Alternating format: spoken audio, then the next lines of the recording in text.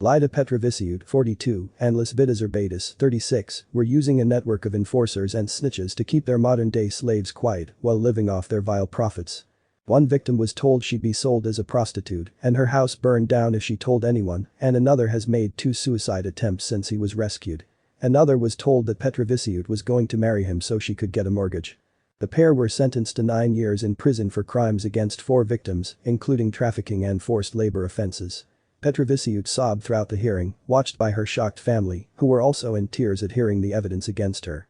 The court was told that the pair had previously been in a relationship between 2013 and 2017, and despite the end of their tryst, they continued their trafficking partnership between August 2017 and April 2019. It took police 3 years to meticulously compile enough evidence to make sure that the pair couldn't get away with their crimes. But in October 2021, when police raided Petraviciute's Bonington walk home, they discovered a little bag stuffed with 800 grams of cannabis, plant pots, hydroponic lamps and a CS gas canister. Then when they burst into Urbaitis' home in Outfield Close, Great Oakley, they found registration documents for 9 cars and bank cards and statements in the names of 32 people. They also raided Urbaitis' brother Orima's home in Westminster Walk. He was originally prosecuted alongside the others, but the charges were dropped partway through his trial. In January, officers uncovered a cannabis house in Sheffield Walk containing 64 plants incubating total of 3.5 kilos of cannabis. Addresses at Lavender Close, Pages Walk, Argyle Street and Buckfast Square were also part of the network of houses used by the gang. A web of bank accounts were uncovered as well as insurance documents and credit agreements in many different names.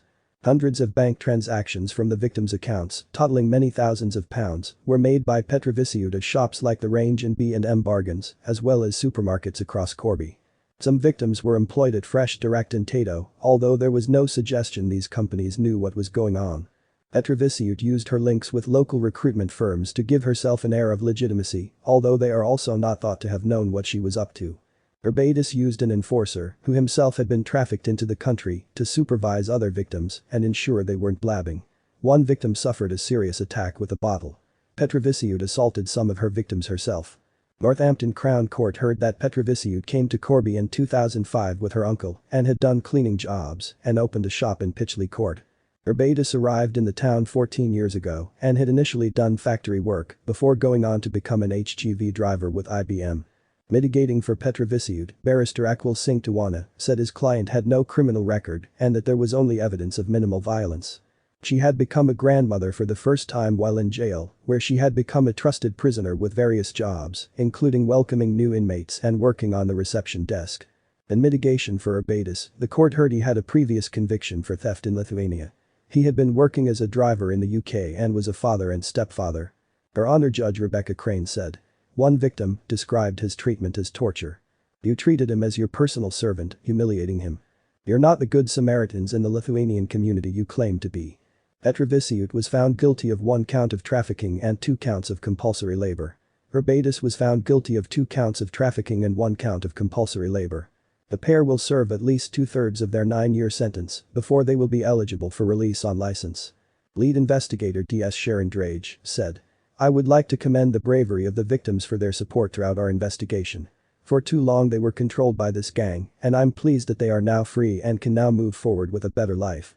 I also want to thank the Lithuanian police and courts for their assistance with this investigation. Without their support and cooperation, this trial would not have gone ahead.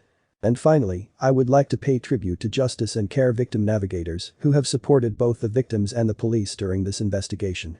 Senior Investigating Officer and Head of Serious and Organized Crime DCI Nick Cobley said. This investigation has been a significant investment by Northamptonshire Police.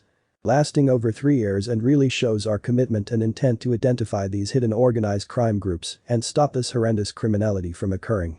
I want to commend the Serious and Organized Crime team and particularly DS Drage and DC James Adkins on this investigation. Their teamwork, focus and dedication shown over a number of years has been vital in securing these sentences and ensuring justice for the victims.